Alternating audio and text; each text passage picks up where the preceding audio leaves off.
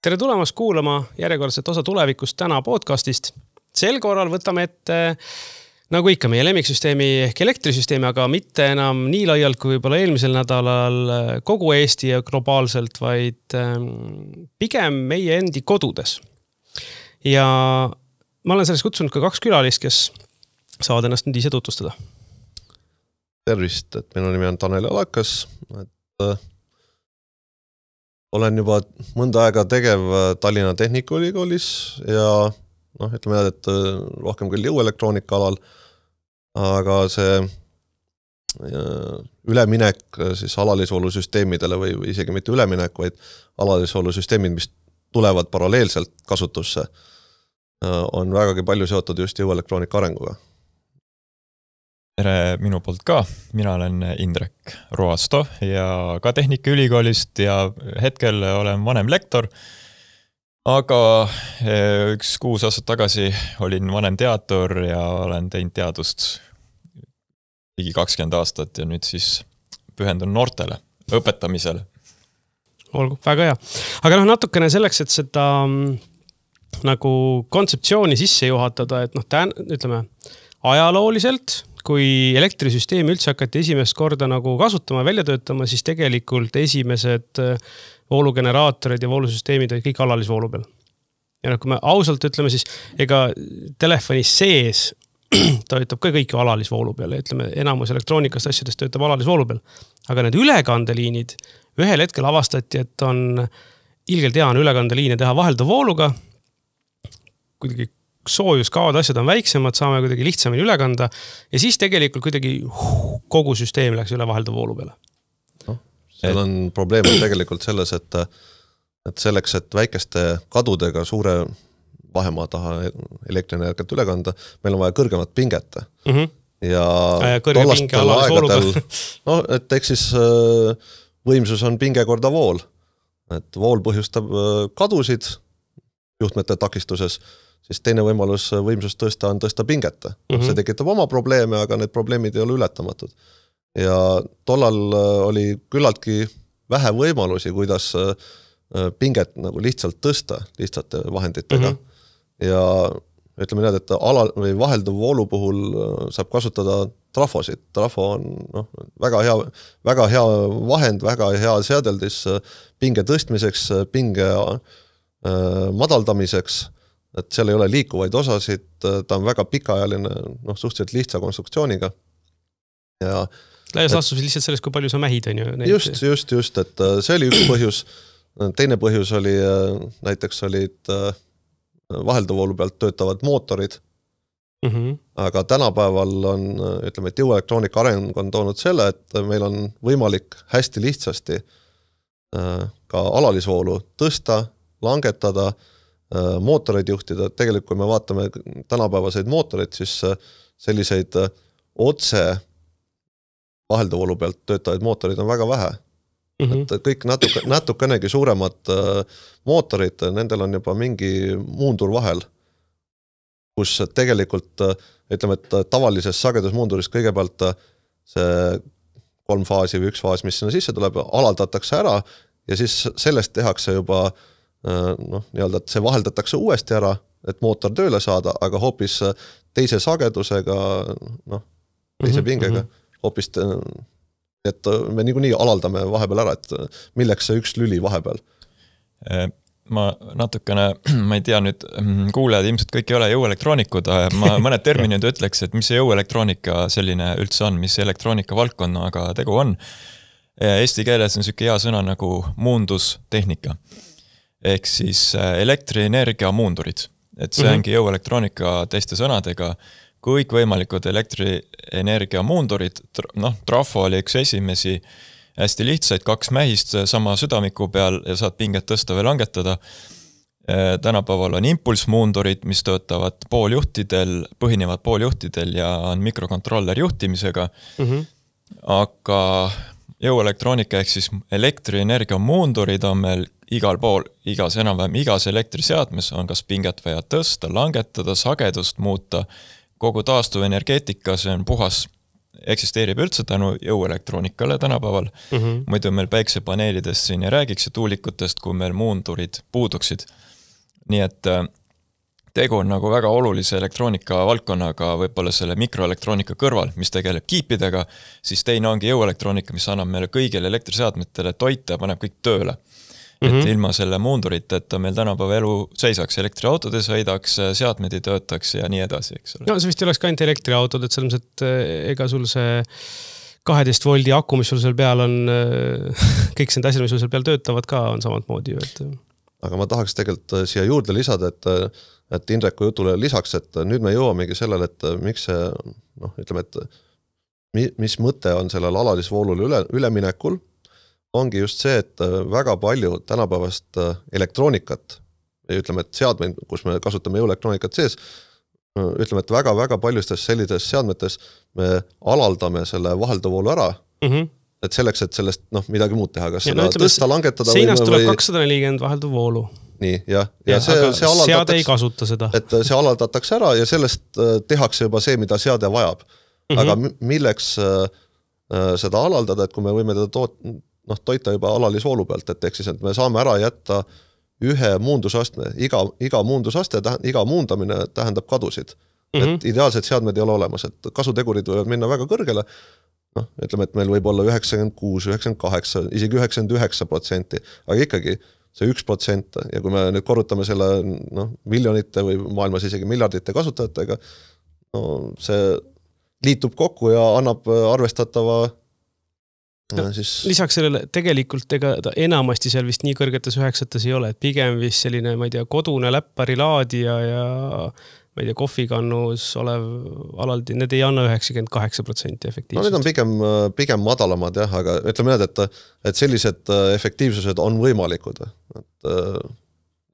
Selle poole püüeldakse ja siin tulevad uued transistorid, uued skeemilahendused, mis võimaldavad väga-väga teatud rakendustes väga-väga kõrgeid kasutegureid.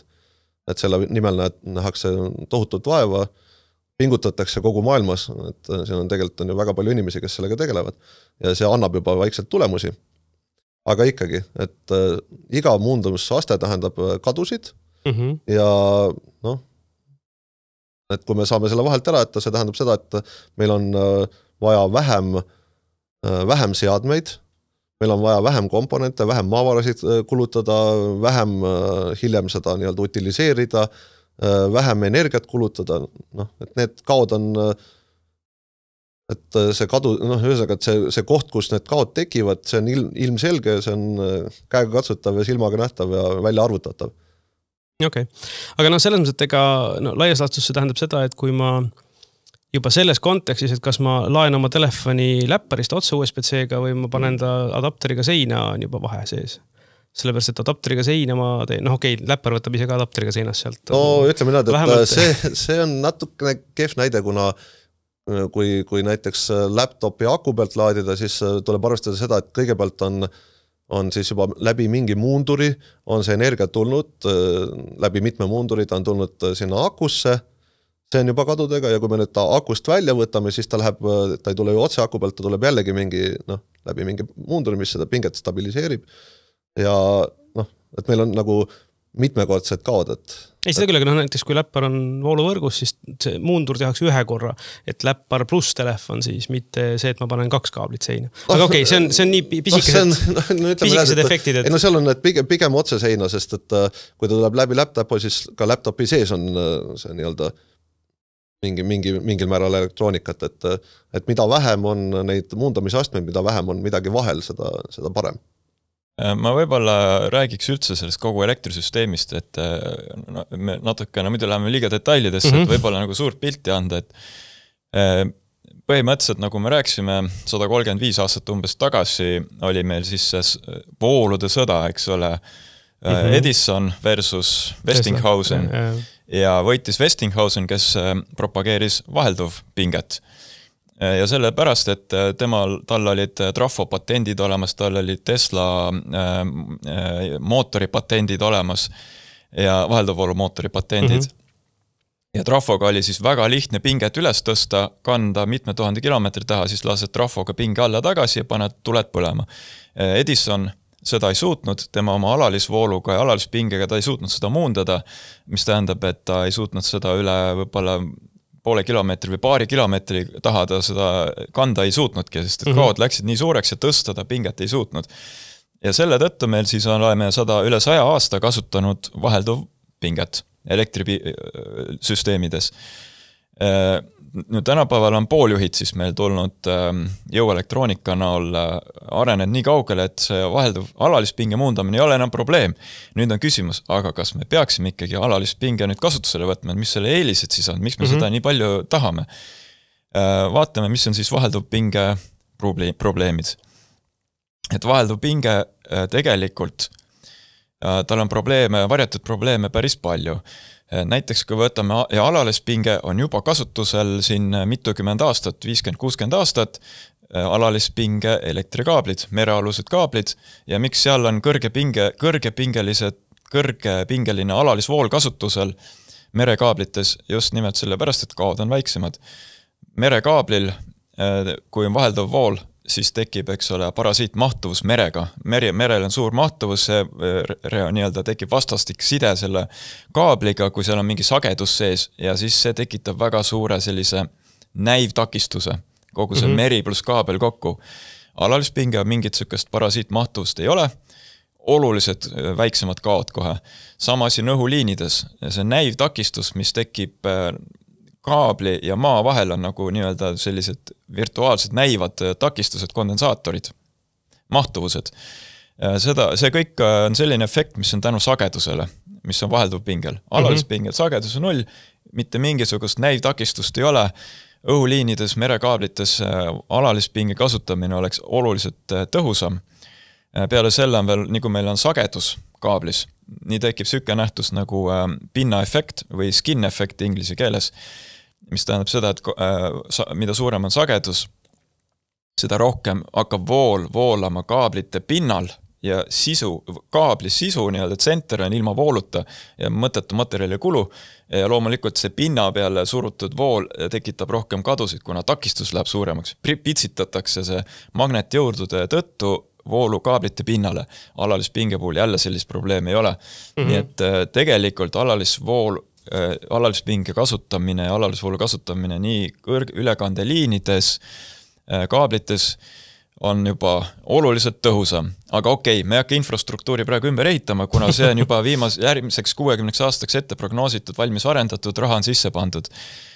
Mida meie praegu siis näeme lähima 10 aasta tulevik on see, et tegelikult see alalispinge tuleb ka meie kodumajapidamistesse, kus tal on ka väga suured eelised. No võtame siis näiteks kõige suurem puudus, mis vahelduv pinge puhul on üldse, on selline nähtus nagu reaktiivvõimsus. Ja mis asi see reaktiivvõimsus on? Noh, inimesed kuulevad sõna võimsus, saavad aru, okei, võimsus on see, mis teeb tööd. Aga reaktiivvõimsus on mingisugune selline huvitav võimsuse komponent, mis tööd ei tee. Vähemasti kasulikku tööd inimesele. Et ei pane mootorit ringi käima, ei kuumuta meil radiaatoreid ja nii edasi. Ja kus see termin tuleb, see tuleneb jällegi sellest, et nigu meil on mingisugune signaal vahelduv pinge, siinus, see on sinusoid, siis see tähendab ka, et vool on sinusoid, vool on muutuv, ja siis tähendab, et neil on mingi faas. Aga see faas võib olla ka nihkes, et vool ja pinge ei pruugi olla kogu aeg sünkroonis samas faasis, võivad olla nihutatud, et vool jääb maha või pinge läheb ette. Siis võib küsida, mis siis? Tuletame meelde, Tanel ütles, võimsus on meil U korda I, vool korda pinge. Kui vool ja pinge on samasuunalised igal momendil, siis võimsus on positiivne, liigub alati tarbija suunas, teeb kasulikku tööd. Nii kui me tekitame faasi nihke, nii tekib sükke moment, kus vool on negatiivne, aga pinge positiivne, võimsus kokku korrutis on negatiivne ja see võimsus liigub hoopis tarbijast tagasi võrgu poole. See ei tee kasulikku tööd, see on hoopis sükke pendeldav võimsus, mis võngub edasi-tagasi ja kasulikku tööd ei tee, teeb hoopis liinis, tekitab ülekandeliinides meil kadusid ja meil tegelikult see on nähtus, mida alalispinge korral ei eksisteeri üldse. Et seal ongi meil ainult, kui me räägime võimsusest, siis see on kõik kasulik võimsus, mingisugust protsenti, et see protsent nüüd ei ole kasulik, sellist juttu ei olegi üldse. seal võib tekkida ka selline olukord, et kus kutsutakse võimsusteguriks, et kus meil ei teki seda edasi-tagasi pendelduvat, aga kus on siis, ütleme, selle voolu sinuse amplituud ja siis see nii-öelda pingesinuse amplituudid on nihkes ja et otse, kui me mõõdame näiteks, 230 volti, 1 amper. No, et see võiks meile anda ju näiteks 230 vatti, aga kui need on nüüd nihkes, siis tekib selline olukord, kus ütleme niimoodi, et me ei saa nagu seda võimsust, tegelikku võimsust kätte. Ehk siis, et me saame kätte vähem võimsust, kui meil see pinge ja vool võimaldaks. Et see tähendab seda, et meil on küll kaod vastavalt voolule, aga me ei saa nagu nende kadude juures seda võimsust kätte, mis meil tööd teeks. Veel kiire märkus, et nüüd võibolla see jutt läks jälle juba detailidesse keeruliseks, et teeme asja siis lihtsaks, et kujutage ette, lauale on õlleklaas, valame selle täis, mitte oskaja mees valab selle niimoodi täis, et pool on õlu ja pool on vaht, aga klaasi mõõt on ikka sama, maksad ikka sama palju, ainult et sa saad ainult pool klaasi õlut. Vaat see pool klaasi ongi see õlu ongi siis aktiivne energia või aktiivne võimsus, see, mis teeb kasulikku tööd elektrikaablites. Elektrikaabel on nagu õlleklaas. Õlu on siis see aktiivne energia osa ja see vaht, see on reaktiivne osa. Ja nüüd sõltub sellest baarmenist või siis mingisugusest muundurist, et kui osavalt ta siis selle klaasi täis valab, et kas seal on ainult õlu või ainult vaht või pooleks. No muidugi see võib-olla selles mõttes selle hea näide, et mitte ma ise ei ole küll erine õllejooja, aga ma saan aru, et ikkagi natuke vahtu peab tavaliselt olema, et oleks see õige õlu, et aga alalisvooluga sul on seda 0. Et õlu võib-olla selles mõttes selle hea näide, aga muidu illustreerimiseks ma arvan küll, et me tegelikult tahaks nagu seda, et sul on, see on pigem nagu see, et kui sa avad mahlapaki, et kas sul mahlapakis on kogu nagu pakk mahla või on nagu korgini täis või on sul pool pakki ainult mahla. See on rohkem nagu leisipakk versus mahlapakk. Ütleme need, et mina ei kannaks maha seda nii-öelda täielikult vahelduvale süsteemi. Ma pigem näen, et tulevik on mõnes mõttes hübriidne. Et meil ikkagi on suures osas on vanad head välja töötatud vahelduvolusüsteemid, aga tekivad kõrvale sellised nii-öelda poolisoleeritud siis mingid alalisvolusüsteemid, kas siis majapõhised, kas siis mingi näiteks elektrisüsteemi põhised, näiteks tänavavalgustid või siis ütleme, et mingi paigaldise põhised. Et kuna nendesse süsteemidesse on küllaltki lihtne lisada juurde näiteks ütleme, et akusalvesteid, päiksepaneelide teenevaid muundureid, muud sarnast. Eks mul endal on ka kodus see, et mul on hübriidinverter, mis tähendab seda, et tal on küljes nii päiksepaneelid kui akupank ja tegelikult see päiksepaneelidest akupanka saab ta minna suhteliselt otse. Ja seal ei toimu mingit suur, minul kodus toimub sellepärast, et mul on päiksepaneelid on kõrge pinge, akupank on madal pinge, et seal toimub mingisugune muundur selle pinge vahe katmiseks. Aga samas kui ehitada kõrge pinge aku ja kõrge pinge paneelid on ju, siis see toimub suhteliselt madala kaoga see päiksest energia laadimine akusse ja kui seda pärast kasutad, siis tehakse seda alalisvool või teeb su vahelduse vool ja siis on need iga seadme muundurid seal juures, aga tegelikult muidugi need akud seda ei võimalda, aga tegelikult saaks sealt ka tõenäoliselt otse välja võtta alalisvoolu seadmetesse.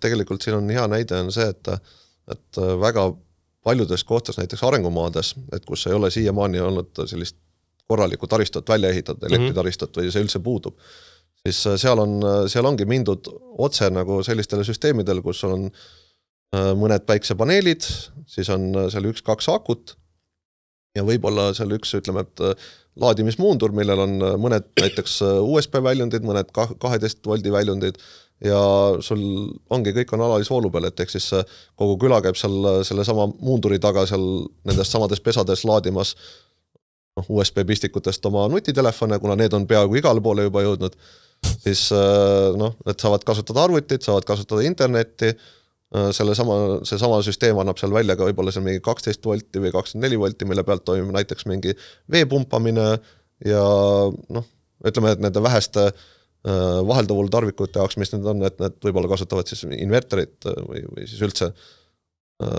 sisepõlemismootoriga generaatorit. Nii et selliste, et ma pigem näeksin jah, et see alalisvoolusüsteemid, et nad tulevad paralleelselt ja nad hakkavad täitma selliseid niši valdkondi. Et praegu näiteks, et kui me võtame kõikvõimalikud haagiselamud, et igasugused haagiselamud, autoelamud, siis seal on ju sageli ongi alalisvoolusüsteem, et seal on aku, seal on akulaadija, võib-olla katusel on mõni paneel, et on ka inverter, aga inverterit näiteks ei ole mõtet kogu aeg sees hoida, kuna see on jälle lisakadu akudest. Valgustus, nutiseadmed, need kõik käivad otse alalisvoolu pealt.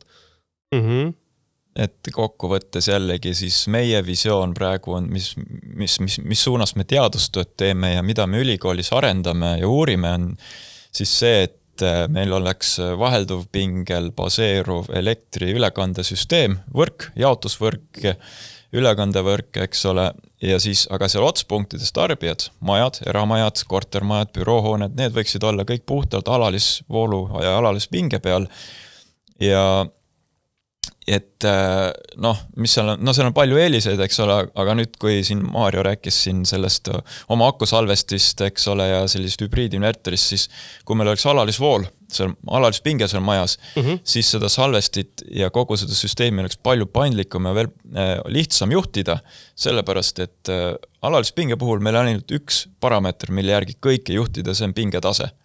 Et see on konstantne pingetase, mis võib siis mingis piiris pluss-miinus natukene kõikuda. Kui ta läheb kõrgemaks, siis see ütleb meile, et okei, meil on tootmist liiga palju. Kui see pinge kukub allapoole nimiväärtust, siis see ütleb meile, et võrgus on energia puudujääk. Ja kõik seadmed saavad selle järgi kohe mingi targa otsuse vastu võtta, okei, päiksepaneeli muundur ütleb, okei, nüüd ma annan rohkem võimsust sinna võrku, meil on puudujääk. Aku ütleb, et praegu on energia ülejääk, okei, nüüd ma hakkan salvestama. Nii et see juhtimine hästi lihtne, meil ei ole sagedust, meil ei ole mingit siinuspingeid, sageduse jälgimist, mingit sellised probleeme ei ole. Lihtsalt üks pingetase, mida kõik seadmed jälgivad, koormused samamoodi saavad ennast juhtida. Kogu selle asja tulemus, me saame majadesse panna akud, need on lihtne juhtida, hästi tõhusalt saab ära kasutada energia ülejäägi. Euroopa Komisjon on nüüd pannud paberile ametlikult sellised numbrid, et liitumispunkti nii-öelda selline tippvõimsustase siis kukuks 85%, kui oleks alalispingel töötav maja, kus on korralik akusalvesti. Sellepärast, et me saame ära kasutada, me ei võta, kui meil mingi mootor läheb käima, me ei pea seda võrgust võtma, nagu praegu on. Sest et sa ei saa nagu seda, sa ei taba seda võimsustippu ära, see esimene laks tuleb ikka võrgust ja selle tõttu see liitumispunktis amprite arv peab olema juba jõhkralt suur. Kui meil on alalispinge maja, kõik on lihtne juhtida, salvestid asjad, lokaalne tootmine, 80% võrgukoormus kukub, mis tegelikult elektrilevile väga hea uudis kohe, et väga positiivselt vaatavad selle peale. Et see on nagu üks suur pluss. Aga ma arvan, et siis on see, et tõenäoliselt keegi oma olemasolevat maja väga lihtsalt ümber ehitama selle jaoks ei hakka, see on pigem nagu tõenäoliselt küsimus uutele. Võib-olla saab mingisuguseid elemente olemasolevas süsteemis ka nagu tuuagi juurde seda alalisvoolu komponenti või tegelikult see täna küll ei ole nii lahendatud, aga teoorias ju paigaldatakse juba ka seinapistikuid, kus sul on kõrvuti tavaliste pistikutega on sul USB-C-d, aga seal tehakse ikka, ma arvan, see koha peal ära, mitte ei tehta kuskil majas keskselt. Aga et kui seda nagu teha majas keskselt, siis kõik need kas või USB-C pistikutega asjad saaks juba suhteliselt lihtsalt teha alalisvoolu peal. Mingid pliidid, külmkapid, sellega vist täna, kui ma Euronixisse läheks, ma vist ei saaks sealt endale alalisvoolu pliiti ega külmkappi. Ei saa jah, ütleme need, et ega tavainimene ei leia jah, tõesti neid alalisvoolu tarviteid, et neid on vähe, neid vaikselt tuleb juurde, aga näiteks nii-öelda, et kes on nagu tõsine asjaarmastaja, siis väga palju asju on võimalik panna nagu alalisvoolu pealt käima. Et ehk siis väga palju sellist nii-öelda jõuelektroonilist muundurit sisaldavad seadmed, neid sa võid nagu rahulikult võid anda 350 volti neutraali ja faasi vahele ja ta töötab. Ja me oleme väga palju asju proovinud ja meil on nagu endal on nagu katselabor, kus meil päris mitmed asjad niimoodi töötavad. Õhksoojuspump, mitmesugused valgustid, näiteks igasugused LED-valgustid. Nendega mitte mingit probleemi, et anna 230 voldi asemel 350 volti alalist ja ilusasti töötab. et aastaid töötavad meil mitte ühegi probleemita. Lihtsalt, miks ta töötab, on sellepärast, et kõigil nendel meie tänapäeva elektriseadmetel alati esimene aste, mis seal toiteplokki sees on, see on alaldi. Alaldi ja alaldil ei ole vahet, et tema väljundiks on alati alalispinge ja tal pole vahet, kas sisendiks on vahelduv või alalispinge, nii et tuleb alalispinge, siis ta laseb selle otse läbi, tuleb vahelduv pinge, siis ta alaldab ära ja väljundiks on ikka alalispinge. Ja sellepärast enamiks paljud seadmed juba, mis meil turul on, kui sa annad õige alalispinge sisendi, siis ta juba töötab ja meil on, eks ole, seal demo konteineris ülikooli kampuses on isegi soojuspump pandud tööle alalispinge pealt, mis on tegelikult täitsa tavaline poest ostetud soojuspump, õhksoojuspump. Kuulge, aga väga hea, et ma arvan, et see siin ongi nagu see on natuke, ongi see tulevikus täna teema, et tegelikult see on lähituleviku teema. Meil küll saatajaga hakkab kahjuks läbi saama, aga ma saan aru, et kui kellelgi tekkis selle teema vastu nüüd huvi, siis tegelikult teil on juuni alguses ka selle kohta võimalik tulla niimoodi katsuma rohkem.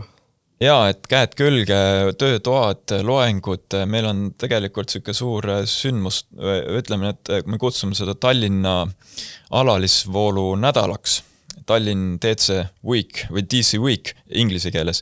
Tallinna alalisvoolu nädal, see on tegelikult ainulaadne terves maailmas, me ei ole sellist üritust kuskil varem kuulnud ega näinud, terve ühe nädala jooksul on kõik alalispinge, meil on seal üks rahvusvaheline konverents, siis igasugused seminarid, töötoad, hästi palju igast üritusi terve ühe nädala jooksul, aga võib-olla tavakuulajatele siis kõige huvitavam kuupäev on 2.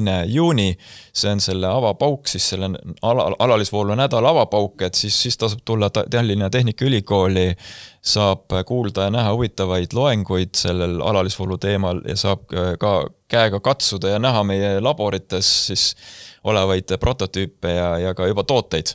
Ja meil ei ole mitte lihtsalt labor, vaid meil on ka näiteks täiesti demonstratsioonihoone, mis toimib ka alalisvoolu pealt, et mille fassaad ja katus on kaetud päiksepaneelidega, kus on olemas akud, salvestid ja kus me oleme paigaldanud päris palju erinevaid tavalisi seadmeid, mis on põhimõtteliselt toidetakse lihtsalt poest ostetavad LED-valgustid, päris mitmed nutiseadmed, asjad, mis kõik on puhtalt alalisvoolu pealt toitel.